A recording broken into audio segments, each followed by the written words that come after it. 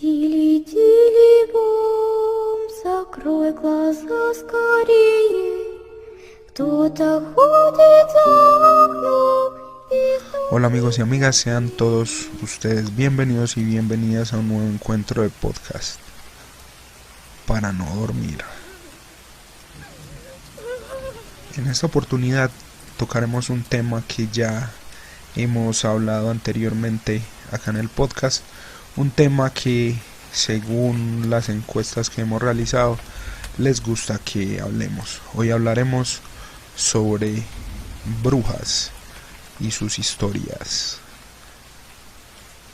Comencemos. Como ya sabemos, las brujas o brujos son seres humanos míticos que mediante rituales, pagamentos, rezos y conjuros logran obtener poderes capaces de torcer la realidad a su antojo. En encuentros anteriores hablamos de la clasificación de estos famosos personajes. Hoy, en podcast para no dormir, hablaremos sobre sus procesos y algunas de sus anécdotas o las de sus supervivientes.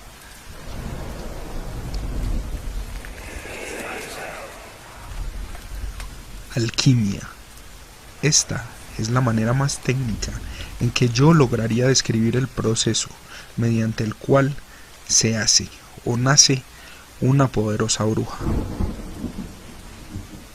Primero, como requisito principal, debes heredar los linajes de sangre que pueden ser tan poderosos que se manifiestan sin que la bruja o brujo lo active. De lo contrario, se debe ejecutar un ritual con pagamento de activación de poderes. Dicho ritual incluye dentro de su preparación artículos tales como pelo de la cola de una mula negra como la noche, pluma de gallina negra, una gallina negra, el cordón izquierdo del zapato de un muerto, un caldero de barro, un cirio bendito, entre otros implementos que no nombraremos por la delicadeza del tema. Luego de obtener estos objetos, se deben dirigir a un bosque alejado, donde no se logra escuchar el canto de los gallos en la madrugada. Dicho bosque debe ser virgen. Las practicantes de esta magia nos cuentan que en la actualidad es muy difícil encontrar este tipo de zonas. Por esto, la práctica de la brujería ha disminuido con el tiempo. Es difícil, mas no imposible, porque no creemos en las brujas, pero de que las hay, las hay. Y de esta manera, y con una serie de rituales, se comienza en este oscuro mundo, donde realizan un pacto con entes del bajo astral, entregando así su carne para que éste la posea. Al final, su labor no es altruista, ya que siempre buscan beneficio propio o para alguien más. Los poderes adquiridos en este momento llegan a afectar directamente a las demás personas. Se cuenta que pueden incluso a causar la muerte. O por el contrario, ofrecer fortuna y fama a quienes buscan sus favores. A partir del ritual de activación, cuentan ellas mismas que su mirada cambia. Sus facciones se notan sombrías y lúgubres, y sus pensamientos tienden a cambiar a medida que avanza su práctica, generando una metamorfosis física y teológica. Cuentan los practicantes de brujería que para realizar sus transformaciones deben ritualizar a una hora específica, 1 de la mañana, y algunos días se dice que obtienen más poder. Este sería normalmente el viernes y martes 13 respectivamente. Las brujas ejecutan su rito totalmente desnudas, acostándose en su cama, y dicen que utilizan los pelos de mula negra antes mencionados para lograr desdoblarse, separando la materia energética de la física. En ese momento, el espíritu del brujo o bruja entra en la gallina anteriormente mencionada, generando cambios físicos en el animal, dando como resultado ese animal de alas grandes que llega en medio de la noche y tanto nos aterroriza.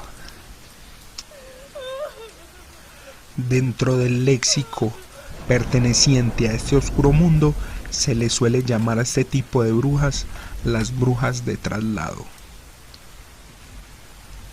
Y en esta grotesca forma se transportan a distintos lugares donde tienen sus objetivos, ya sea por encargo o pagamento, o quizá simplemente por beneficio propio. A continuación, en Podcast para no dormir, abriremos un espacio para que ustedes, nuestros amigos y oyentes, narren sus propias historias. Si quisieras que narremos tu historia, o mejor aún, quieres contarnos tus experiencias, déjanoslo saber en los comentarios en nuestras diferentes redes sociales. Puedes encontrarnos en Instagram como para.nodormir, YouTube nos encuentras como Para No Dormir y en Google Podcast, Amazon Music y Spotify nos encuentras como Podcast Para No Dormir. Hoy es un encuentro especial, ya que tendremos nuestra primera invitada. La señora A nos envía su relato. Quiero contar algo que me pasó, recuerdo muy bien, porque esto ocurrió debido a que mi mamá estaba enferma, estaba ya en sus últimos días de vida. Entonces mi esposo y yo decidimos irnos para la casa de ella para estar con ella pues, los últimos días y apoyar pues en todo lo que pudiéramos. Pasaron por ahí 15 días y ya mi mamá desgraciadamente falleció, y nosotros pues la ropa que habíamos llevado para poder estar allá ya se nos había como agotado, porque no habíamos llevado mucho.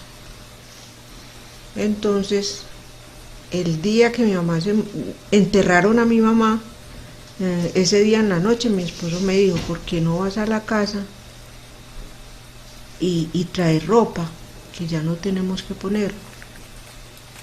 Nosotros estábamos viviendo con mi mamá en San Javier, pero la casa real de nosotros era en Envigado, y yo me fui para la casa a recoger ropa para llevar. Eran por ahí las 7:30 de la noche cuando llegué. Llegué muy normal, empecé a buscar lo que me iba a llevar, cuando de pronto en la casa que estaba, esa casa tenía 2 patios y los 2 estaban cubiertos con una teja de esas transparentes, teja de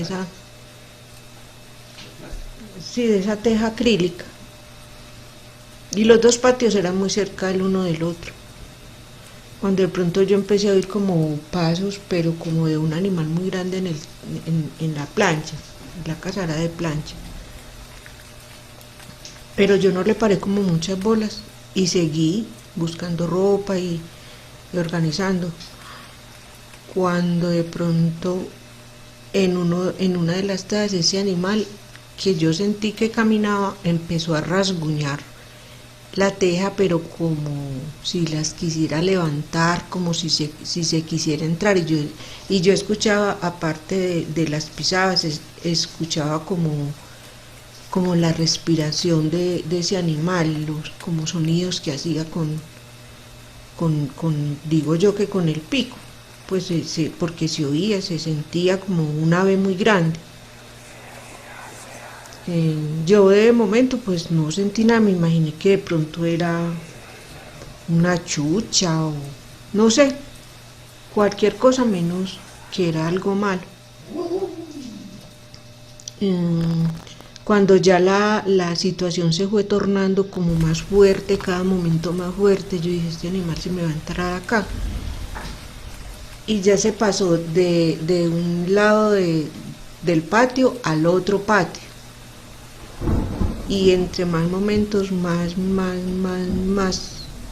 rasguñaba y hacía ruidos y aleteaba. Ahí sí me dio mucho miedo. Entonces lo único que se me ocurrió fue coger la Biblia y empezar a leer, sin saber pues como nada en especial, sino empecé a leer la Biblia y a orar y a orar y a orar. Y eso se fue calmando. Y yo salí de la casa, cuando ya todo estaba en silencio, salí y subí a mirar qué era lo que había allá. Y no había absolutamente nada. Ya yo me fui para donde mi esposo, pues para la casa de mi mamá. Y le conté lo que había pasado, que yo estaba muy asustada pues por lo que había sentido. Entonces él me contó que era que él creía que era por lo que él había estado pues en un lugar que no era como de muy buena reputación, como que fue a consultar a una vidente o a una bruja, algo así me comentó, y que ella le había dicho que un pájaro lo iba a estar acompañando siempre. Pues él no me explicó muy a fondo, ni le quise preguntar porque no me interesaba pues como esas cosas, pero se me mencionó algo de que un pájaro lo iba a estar cuidando. Y agradecemos a la señora A por su experiencia. Pero historias como el relato anterior existen en muchos otros lugares del mundo. Luisa, desde Arboletes, Antioquia, nos cuenta una historia que vivió cuando apenas tenía 2 años, en la casa de su abuela. Su abuela vivía en una casa de campo y era primera vez que Luisa la iba a visitar con su madre, ya que Luisa y su madre vivían en la ciudad. 2 días después de haber llegado, empezaron a escuchar pasos alrededor de la casa a altas horas de la noche. La abuela, como una mujer curtida y experimentada en las cosas de campo, inmediatamente se dio cuenta de lo que estaba sucediendo y le preguntó a la madre de Luisa si ella ya había bautizado a su pequeña. La madre, fiel a sus costumbres citadinas, le respondió que no era necesario. La abuela miró a Luisa, miró a la mamá y les dijo: no será necesario en la ciudad, pero aquí las brujas ya la olieron y si no nos movemos se la van a llevar.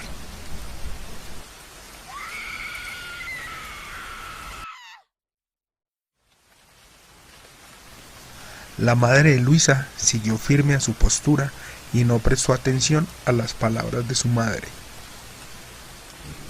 Al llegar la noche, nuevamente se comenzaron a escuchar estos pasos alrededor de la casa. La madre de Luisa, asustada pero preparada, se dirigió a su cuarto y sacó un machete que tenía bajo su colchón. Salió de la casa gritando groserías a este oscuro ente. Empezó a lanzar machetazos a diestra y siniestra mientras Luisa y su madre, desde la habitación, escuchaban una fuerte pelea afuera. Luisa en ningún momento soltó a su madre y su madre, más asustada que Luisa, en ningún momento la dejó mover. Algunos minutos después, y terminada la pelea, la señora entró a la casa físicamente agotada, pidió un vaso con agua, se lo tomó y procedió a ponerle un rosario a Luisa y a su madre. Al día siguiente en la mañana, Luisa, como era costumbre, acompañó a su madre a extender la ropa que ésta estaba lavando, y las dos, sorprendidas, vieron las huellas en el piso de la noche anterior. En el piso estaban marcadas unas huellas de 4 dedos como de pájaro o gallina, y las huellas de los machetazos y los pies de la señora. Llegado el mediodía, la abuela de Luisa la preparó y le puso un hermoso vestido blanco, y sin preguntarle nada a su madre, se dirigieron hacia el centro del pueblo para comunicarse con el padre, un antiguo amigo de la abuela de Luisa. El padre, al verlas llegar afanadas, le preguntó a la abuela que qué pasaba. La abuela se sentó y le contó cada uno de los detalles vividos en la noche anterior. El padre, muy tranquilo, se dirigió al altar y con un poco de agua bendita bautizó a Luisa en una ceremonia muy informal pero efectiva. A partir de ese momento, Luisa y su madre cuentan que no volvieron a escuchar ningún ruido extraño en el lugar. Actualmente, Luisa vive en la ciudad y su madre vive en el campo, en la antigua casa de la abuela.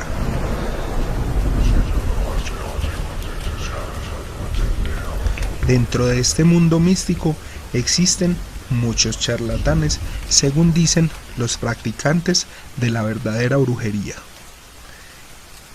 que según ellos mismos relatan, llevan a sus víctimas a los cementerios y desentierran pequeños fetiches de cualquier área abierta del lugar, mientras que los verdaderos entierros están ubicados en las manos, puños o bocas del difunto.